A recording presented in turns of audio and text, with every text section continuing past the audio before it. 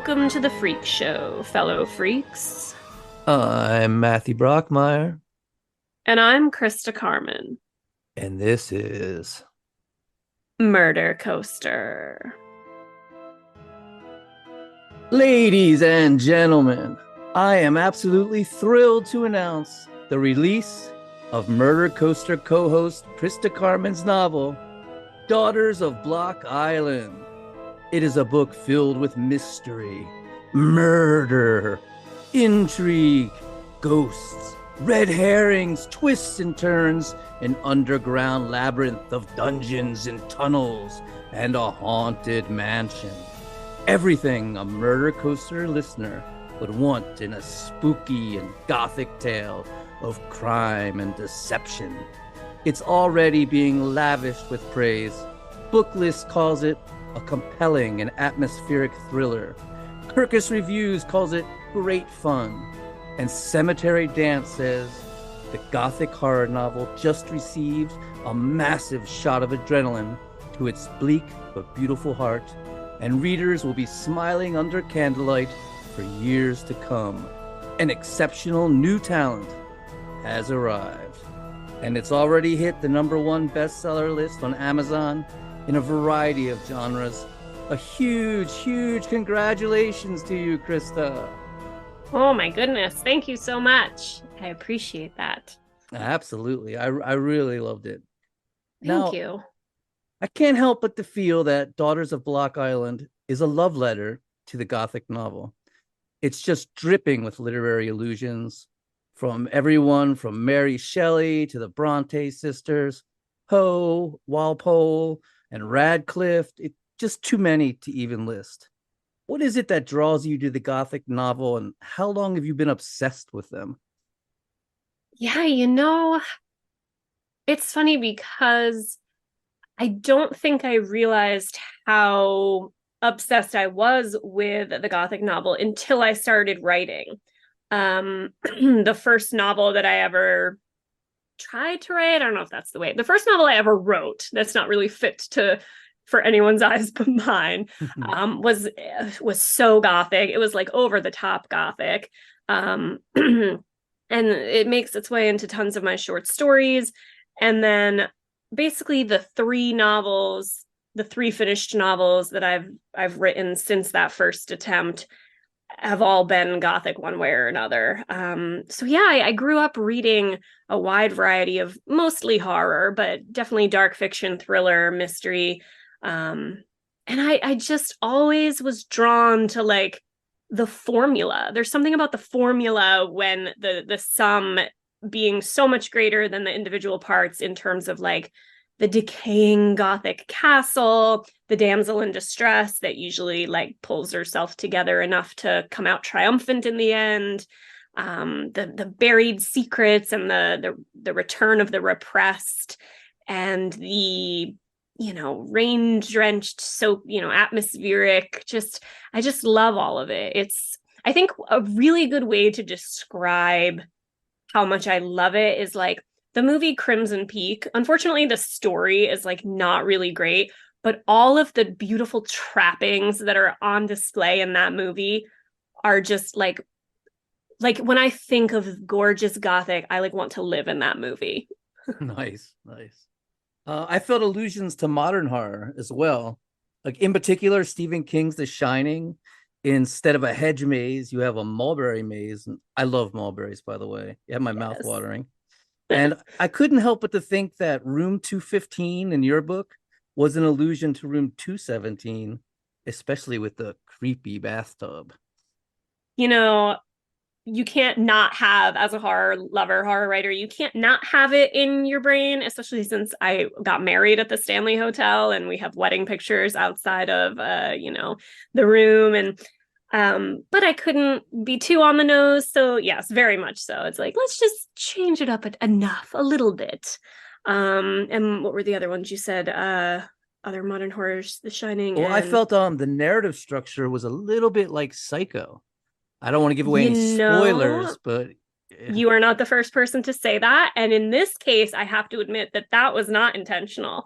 And I had an interviewer that pointed that out to me, and I was like, oh my gosh, it totally is. And I love that movie too. So, I mean, I guess it's not out of the question that it was like playing on my subconscious. All right, it's all in there in your head somewhere, right? Oh, yes. We're standing on the shoulders of other writers, even when we don't realize it. Even we, it's just Absolutely. 100%. It's kind of so fun too when they do pop out of nowhere and you didn't necessarily plan them. totally, totally. It's subconscious. So tell us about the setting, in particular, Whitehall, which was actually a real place at one time. Yes. So I talk a little bit about this in the afterword of the book. So I'll try to like include even some additional details so it's not a repeat for anybody that reads that. But I wanted to set a Gothic novel in Rhode Island. That was sort of like, I'm going to write a novel and I'm going to set it in Rhode Island, but I want it to be Gothic. And originally I was looking at my own hometown because I do live in a very, very much a beach community. And in the winter, it's a totally different place than it is in the summer when it's full of tourists heading down, you know, with their umbrellas poking out of the backs of their cars, and just a very like summertime atmosphere. But my hometown wasn't isolated enough. So I said, if I'm going to do Rhode Island, the most isolated place that I can do is Block Island because it's a literal island, unlike Rhode Island. So I started looking into Block Island and I was like, I don't know if this is going to work because yes, in the winter, Block Island is even more desolate and isolated than like my hometown, but it's so New Englandy and not, New England, we've got the Newport mansions in Rhode Island. There's certainly tons of places that capture that Gothic feel, but Block Island wasn't really feeling like that to me. It felt too much like the seaside community, nautical theme. And then I discovered Whitehall, which was a real place. It was built in the late 1800s, like 1888, I believe was when construction on it was begun. And Henry Searles was the person that had it commissioned to be built for him and his new wife. And it was built by a very famous architect. He also worked on the Kellogg House. And it's this crazy awesome, like most Gothic of Gothic mansions. It's bilaterally symmetrical on both sides, and it has this big hall in the middle that separates these two halves. And they were his and her halves. So one member of the marriage, one partner had one half and one had the other. And then there's this like amazing replica of the mansion that was like used as kind of like a bathhouse on the property. And this long drive, like entryway that's framed with these two huge pillars. And it unfortunately burnt down in the mid 1900s. But it just was like such an awesome place that I was like, well, I am just going to pretend like this did not burn down and use it as the setting because it has everything I need. And I felt it was kind of like the kickstart that I needed just like for my mind to accept that Block Island could have a place like this, because it really did, that it almost just like felt like it gave me the permission to write the novel there because this place had really existed. Yeah, it's a genius move. And well, then thanks. you don't have to worry about legal issues either. Right. Yeah. Yeah, so there are remains left. There's part of the foundation that you can supposedly still see. I have not seen the foundation. The last time I was at Block Island, I asked about the foundation, and I don't know, that might have been years ago it doesn't sound actually like there is part of the foundation. There used to be. But now the only thing that remains are kind of fragments of those two entryway pillars. Mm. And it's inspired by one of my favorite songs, The Dreadful Wind and Rain, traditionally the Trois Sisters. Yes, I'm so pleased, but not surprised that you've heard of and are a fan of that murder ballad. Yeah, I think it's just kind of one of those like perfect storms where I was brainstorming a new novel, the setting came together, and I am obsessed with Katie Haran, I believe is how you pronounce her last name. She's an illustrator. This is just amazing artist and illustrator. And she illustrated a book called Literary Witches and like an oracle deck of literary witches. And it's really cool. If you haven't seen it, you should check it out. But I was online and I don't know how it happened, but essentially, like, my mother, my parents got me a print of hers for my birthday a few years ago. And it was a painting inspired by the Trois sisters. And it's super cool and eerie. You should also check out Katie Horan's the I think it's called the Trois Sisters or the Dreadful Wind and Rain. Um, and I would just like stare at this painting and be so obsessed with it. And then I had heard of the murder ballad before, and I just went down this rabbit hole of the murder ballad. And I was like, I love the idea of two sisters, like, one wants to drown the other, two-timed by this suitor. But I'm going to switch it up a little bit and use it as some of the inspiration for this story. So yeah, I love it. I love that you love it. It's Jerry Garcia did it. He does it all in murder ballads. Yes, absolutely. And when I was researching, I did see a bunch of the different covers, and of course, he is one of the most famous. Yeah, I'm an old deadhead, so Yep. One of the things I loved was the Mulberry Maiden. I love the legend, the truth about it that's finally revealed through epistolary, and her image.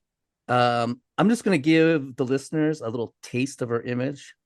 So, quote, dark tears, darker than blood, drip from her eyes.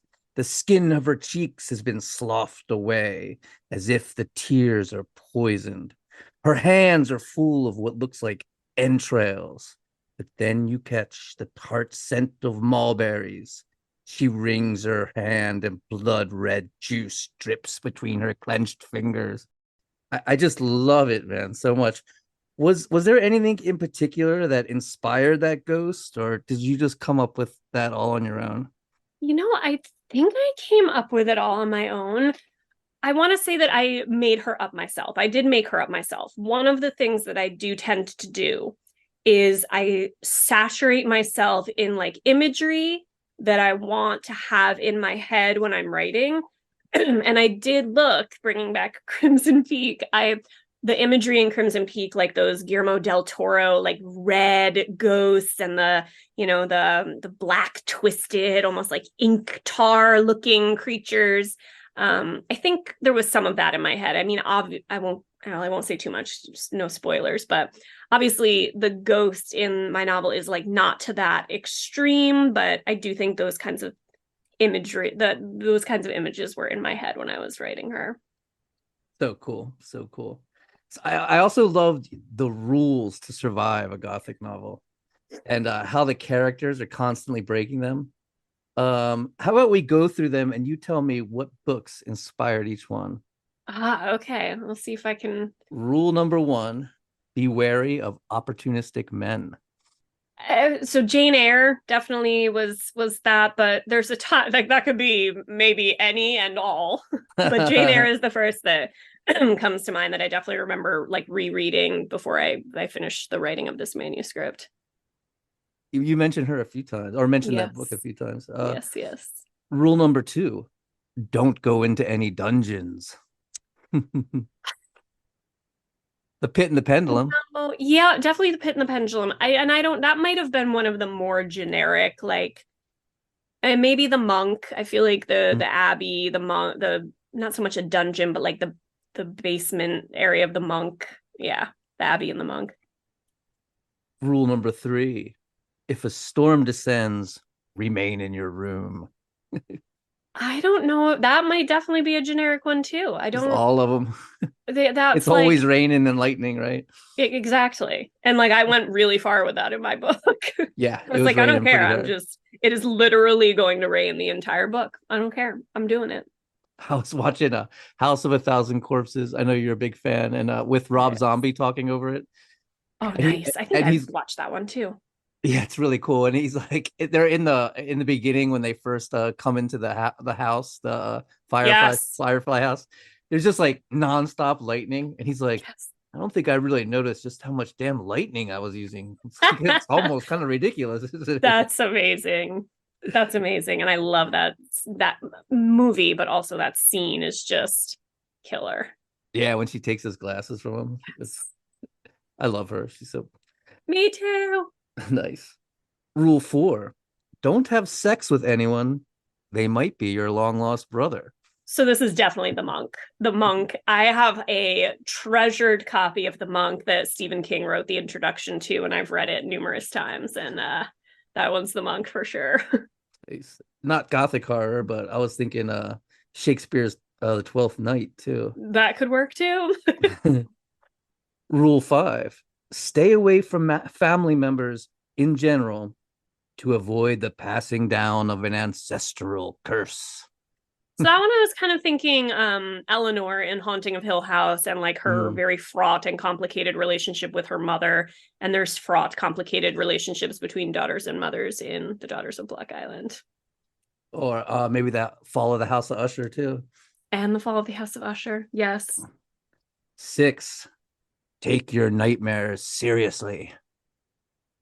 I see. I want to say The Monk again because I know that there's elements of like dreams and weaving its way into reality, but I feel like there was another inspiration for that one that I'm not recalling. Yeah, The Monk works for that. Fit that puzzle piece in there. Beware of anyone with mental health issues. Madness equals murder. That was also Jane Eyre, the mad woman in the attic, but there's plenty more mad women in the attic to choose from. And lastly, rule 8: treat anything seemingly supernatural with a healthy dose of skepticism. So this could be like The Castle of Otranto, The Mysteries of Udolpho, The Monk. I use The Monk for so much in terms of like the rules and the structure of the Gothic, because The Monk has so many different like stories within the story that it captures so many of the rules and all the different like subgenres of the Gothic like main genre. So I feel like that's like the best catch-all to like get them all in one place. But yeah, the supernatural having a real world explanation is that to me is like a staple. And I do think that that's one of the things that modern Gothic has sort of rewritten. So like, you know, Anne Rice's Interview with the Vampire are considered like a very much a Gothic novel, and they have a lot, and obviously even like the original Stoker's Dracula, but to me, like, it's definitely Gothic, but like the Gothic that I was using as like the framework to write this book is that it's a little bit more like the romantic Gothic, like the damsel in distress. When it's like when there's an actual supernatural element, that to me feels like a sort of mildly different line of the Gothic, if that makes any sense. It's like they're all related, but this is like a different lineage. Yeah, well, your novel's very old school. Like, well, yeah. I mean, it's set in the modern times, but I feel like, you know, it felt like that, like Wuthering Heights or something like that. Yes. You know, yep. Good. I'm glad. That was what I was going for. I believe I read somewhere, I think it was in your afterword, you said you originally did try to set it in a past time, or did I just get that out of nowhere? I don't know. When it was originally a short story or something? Was it always present day? No, I did always have it in the present tense. I think I talked about like playing with I was confused when I started as to how to make it new. Like putting all of those Gothic elements into it was starting to feel really trite. So that's why I spun it like meta Gothic. If that answers, like I never wanted to go full like in the past novel, but even writing it modern using all those tactics from the past novels felt like it wasn't enough to make it different. And then I was like, oh, we'll just make it meta, and Blake can think she's in a Gothic novel, and then characters can use that belief of hers to exploit her. Right, the orphan returning to her ancestral castle to find her the secrets of her past. Indeed. So gotta get to the bottom of those secrets. And we do. And so I heard from a little bird whispering in my ear that you have another novel that you've just finishing. You care to tell us anything about that? Sure, absolutely. So The next novel is called Beneath the Poet's House, and it is also set in Rhode Island. It is also a modern day haunting that has elements of the past coming back to affect these modern day players. So essentially, it is set in Providence, excuse me, on at 88 Benefit Street, which is the real life home of the real life former home of Sarah Helen Whitman, who was the one-time fiance of Edgar Allan Poe.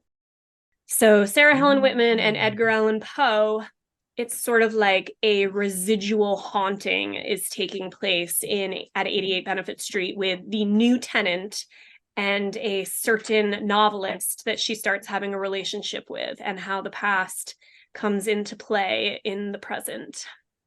Oh, wow. Sounds awesome. Thanks. Can't wait. So, when you read this book, it's just obvious that this is a writer who is dedicated to her craft.